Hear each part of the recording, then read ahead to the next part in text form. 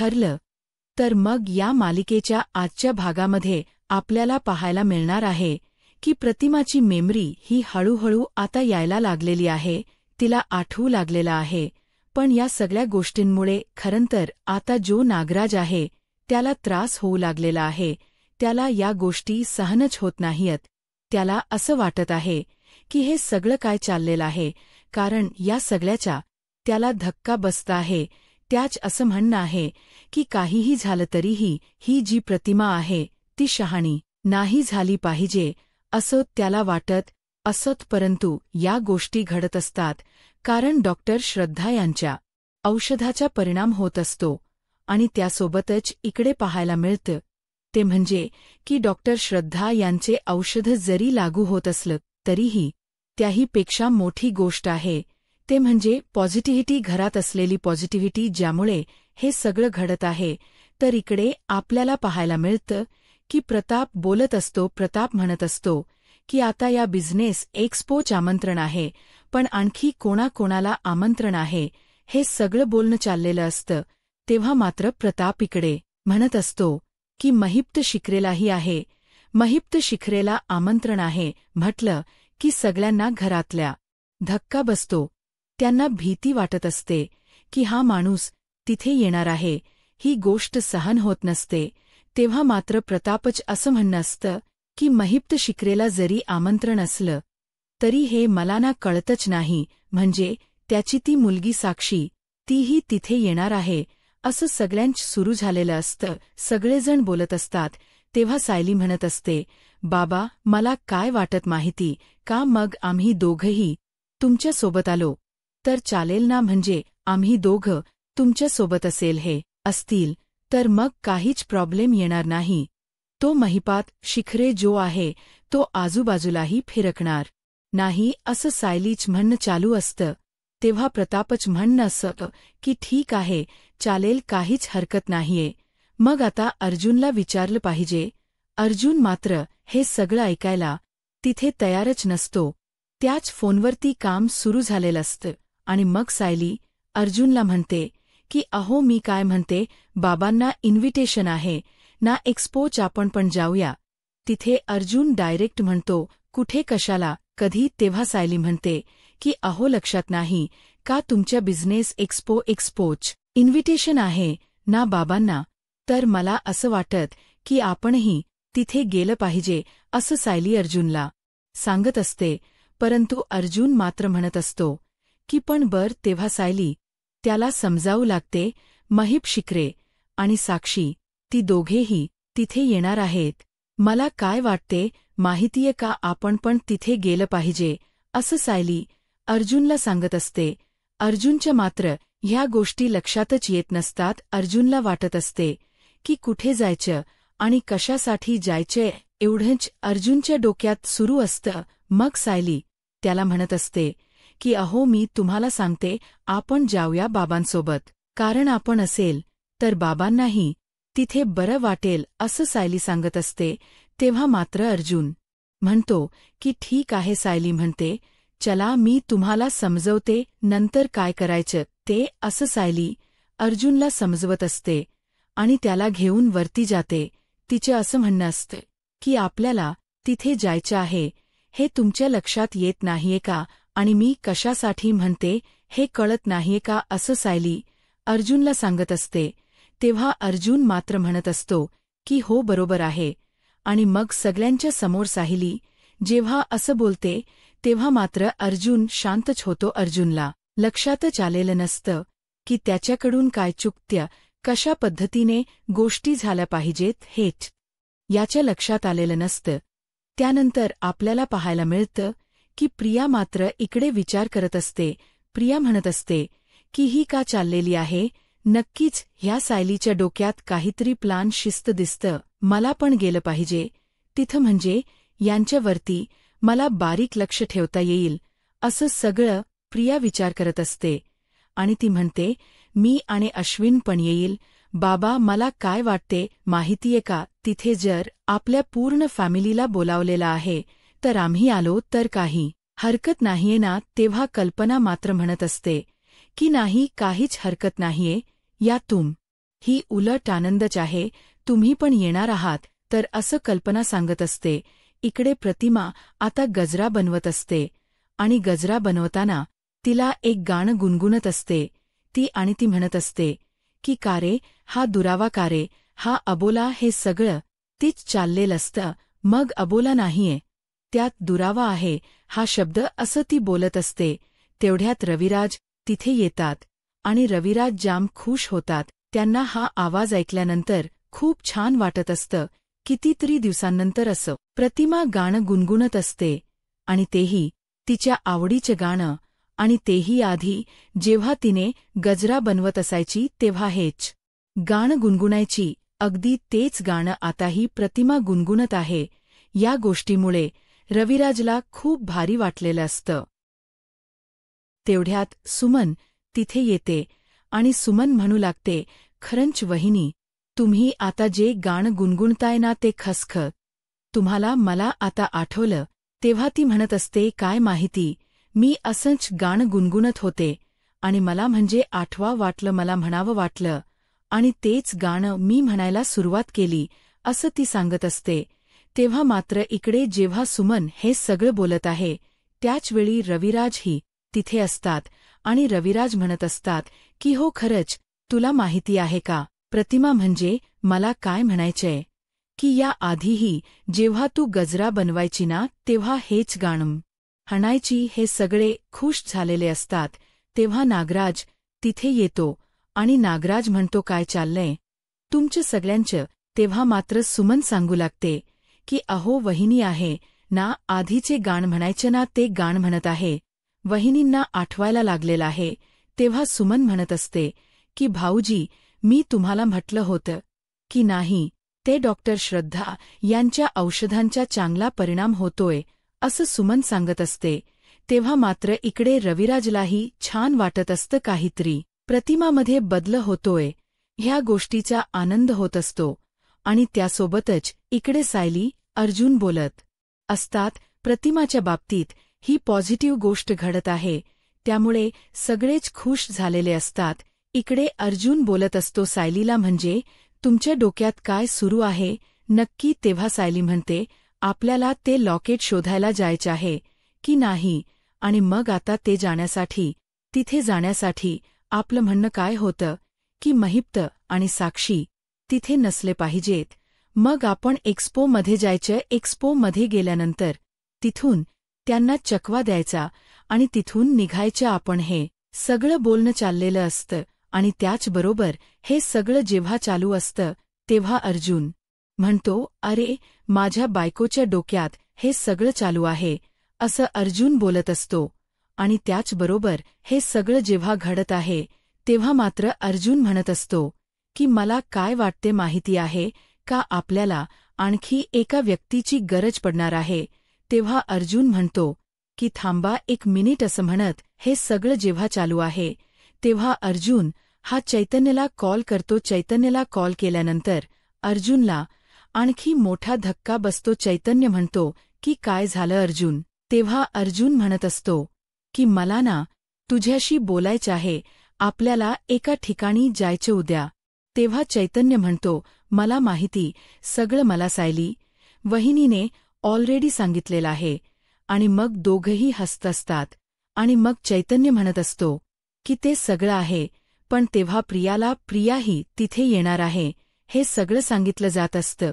तेव्हा मात्र चैतन्य म्हणत असतो, पण त्या तन्वीला मॅनेज करणं थोडंसं अवघड आहे रे, म्हणजे साक्षी महिप यांना आपण हँडल करू शकतो, पण ती तन्वी आहे ना जरा जास्त आगाव आहे. हे सगळं बोलणं चाललेलं असतं. तेव्हा अर्जुन म्हणत असतो की तू काळजी करू नकोस, तन्वीला हँडल करायला एक व्यक्ती आहे माझ्याकडे, सायली 2 झरो, आणि ती जबरदस्त हँडल करते तन्वीला, असं अर्जुन अगदी अभिमानाने सांगत असतो. आणि चैतन्य आणि अर्जुन खुश झालेले असतात. इकडे आता सुमन बोलत असते, अहो तुम्ही बाहेर निघालात का. तेव्हा रविराज इकडे नागराज म्हणत असतो, हो जरा बाहेर जाऊन येतो, काम आहे मित्राकडे माझं. तेव्हा सुमन म्हणते की मी तुमच्यासाठी ना गुलकंद टाकलेलं दूध बनवून ठेवते, म्हणजे तुम्हाला आल्यावर बरं वाटेल.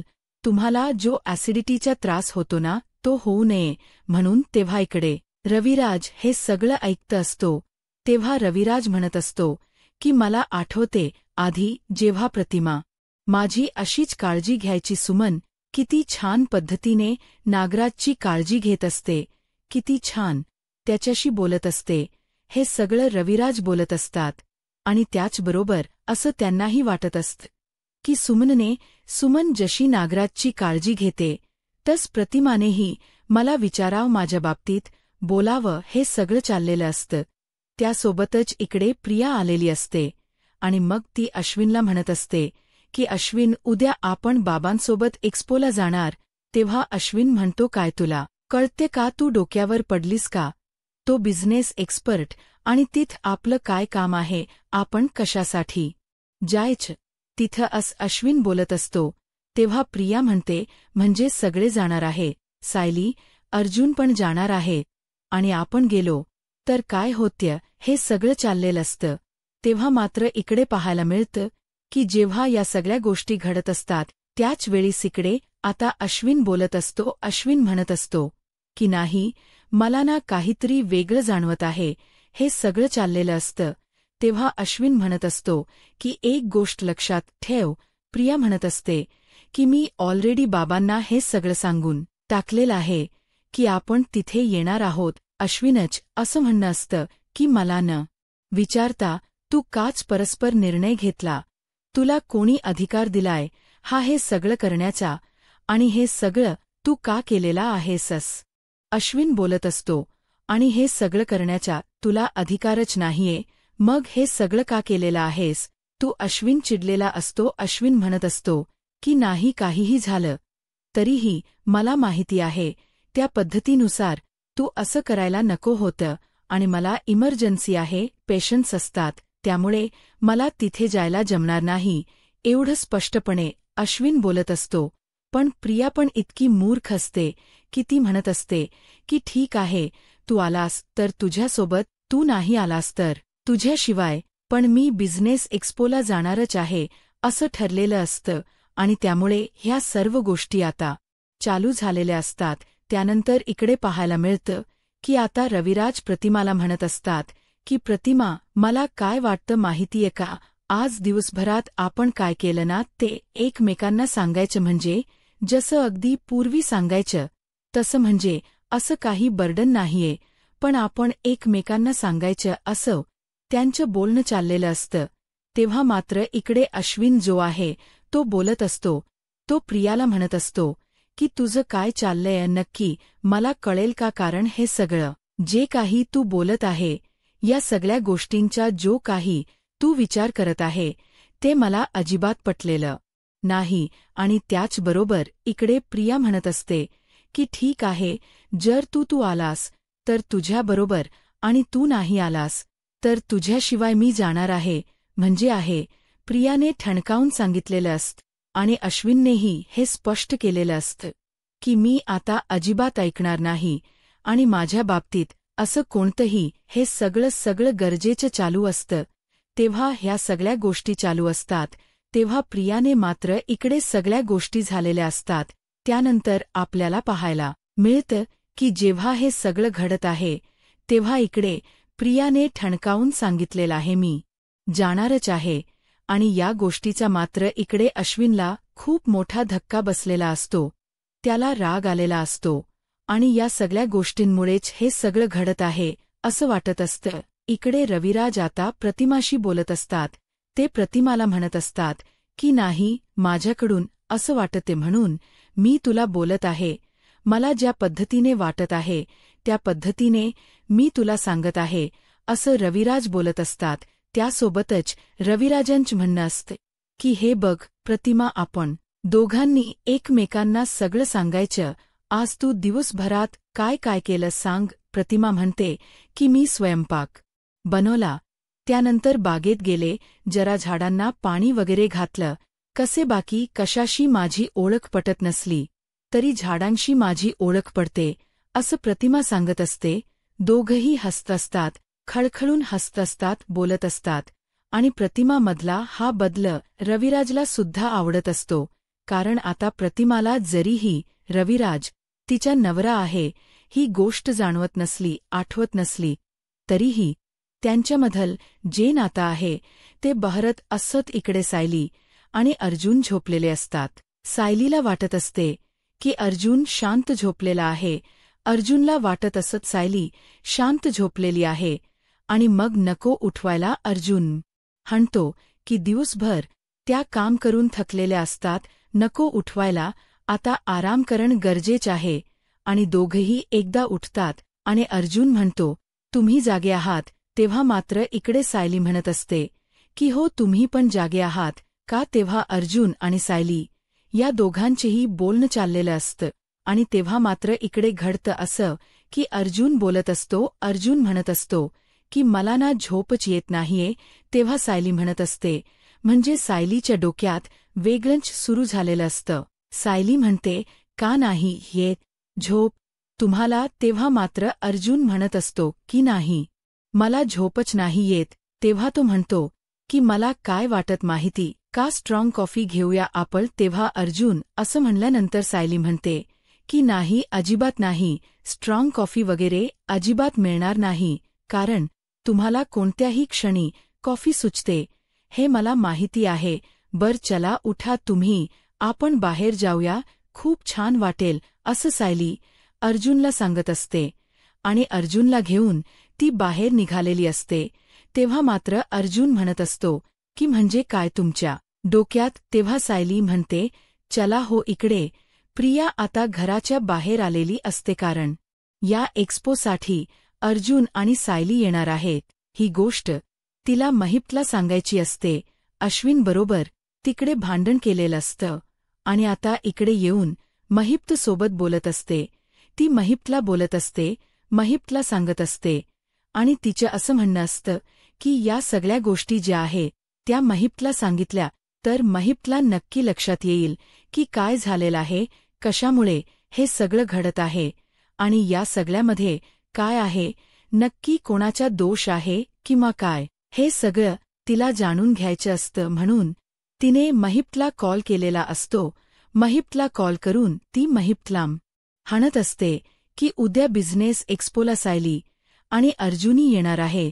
तेव्हा महिप म्हणत असतो, तो बिझनेस एक्स्पो आहे, मग तिथे त्यांची काय गरज आहे, ते दोघे तिथे कशाला येणार आहेत. तेव्हा प्रिया म्हणत असते, तेच तर मला माहीत नाहीये ना, त्यासाठी तर तुम्हाला फोन केलाय. तेव्हा मात्र महिप चिडतो आणि तो म्हणत असते, चिचुंद्रे, तुला तिथे कशाला ठेवले, तुला कळत नाही माहिती काढायची. आणि तो अर्धवट माहिती देत असते. ती दोघे तिथे येणार नाहीत हे बघ, कारण मी साक्षीला कस बस तयार केले आणि जर तिथं त्यांना बघून साक्षी बिथरली तर मात्र खूप अवघड होणार आहे. एक गोष्ट लक्षात ठेव, मी जे काही सांगितले ते, असं म्हणत महिप प्रियाला चांगलंच फैलावर घेत असतो. रियाने खूपच आनंदाने महिपला कॉल केलेला असतो. तिला असं वाटत असत की हे सगळं जर आपण अशा पद्धतीने सांगितलं तर मात्र महिप खुश होईल, पण घडत असतं मात्र वेगळंच. महिप तर भयानक चिडत असतो आणि तो म्हणत असतो की तूच ते काम करायचं आहे, त्या दोघांना लॉक करून ठेवायचं का, कोंडून ठेवायचं का, काय करायचं ते बघ, कारण ते दोघं तिथे पोहोचले नाही पाहिजे, तेवढं लक्षात ठेव, असं महिप इकडे बोलत असतो. आणि प्रिया मात्र म्हणत असते की हो, मी ते करते, पण मला काय वाटते ते तरी ऐकून घ्या. हे सगळं बोलणं चाललेलं असतं आणि महिप मात्र इकडे रियाला चांगलीच तिची लायकी दाखवत असतो. तो म्हणत असतो की बघ, म्हणजे तुला जे वाटत आहे त्या पद्धतीने तुला वाटते, पण जर वेगळं काही घडलं तर हे इथे चालू झालेलं असतं. त्याचबरोबर इकडे प्रिया जी आहे ती आता घाबरलेली असते. ते तिला कळत नसते की आता काय करू, म्हणजे ह्यांना मी सांगायला गेले आणि हे तर सगळं माझ्यावरच उलटलेलं आहे. नक्की मी काय करायचं आहे, माझं काय प्रॉब्लेम आहे, म्हणजे मी कशा पद्धतीने गोष्टी मॅनेज करू, हे सगळं प्रिया आता विचार करत असते. आणि प्रिया म्हणत असते की नाही, मला ना कळतच नाहीये की ह्या अन्नाला नक्की कशा पद्धतीने हँडल केलं पाहिजे. हे सगळं तिच्या डोक्यात चाललेलं असतं. त्यासोबतच इकडे पाहायला मिळतं की महिपने प्रियालाच दम दिलेला आहे आणि प्रियाला ठणकवून सांगितलेलं आहे की तो तुझा प्रश्न आहे आणि तुला कशा पद्धतीने सोडवायचे आहे ते तू बघायचे आहे असं सांगितलेलं आहे. आणि इकडे प्रिया मात्र आता त्याच गोष्टींचा विचार करत बसलेली आहे की आता मी या अर्जुन सायलीला कस अडवणार आहे, त्या एक्स्पोला जाण्यापासून मला नक्की काय करावं लागणार आहे हा विचार प्रियाच्या डोक्यात चालू झालेला असतो. त्यासोबतच इकडे पाहायला मिळतं की रिया जी आहे ती विचार तर करत असतेच, पण त्यासोबतच प्रियाचं जे वागणं असतं ते थोडंसं वेगळ्या पद्धतीने चालू असतं. प्रियाला वाटत असतं की नाही, मला या सगळ्या गोष्टी मॅनेज कराव्याच लागणार आहेत आणि प्रियाच्या डोक्यात विचार सुरू झालेले आहेत. इकडे रविराज खुश झालेले आहे की प्रतिमाला काहीतरी आठवत आहे. या गोष्टीमुळे त्यांनाही बरं वाटत असतं आणि ते म्हणत असतात की जर प्रतिमाला या सगळ्या गोष्टी आठवू लागलेल्या आहेत तर आपल्यालाही त्यासाठी काहीतरी एफर्ट्स घेणं गरजेचं आहे. आपल्यालाही प्रतिमाशी त्या बाबतीत बोलणं गरजेचं आहे, तिला बोलत करणं गरजेचं आहे. हे रविराजांच्या डोक्यात सुरू झालेलं असत. इकडे महिपने प्रियाला चांगलाच दम दिलेला आहे. तिला सांगितलेलं आहे की त्या दोघांना कसं मॅनेज करायचं आहे ते तू बघायचं आहे, त्याच्याशी मला काहीही देणं घेणं नाही. प्रिया मात्र खुश होत असते. तिला वाटत असत की मी महिपला चांगली बात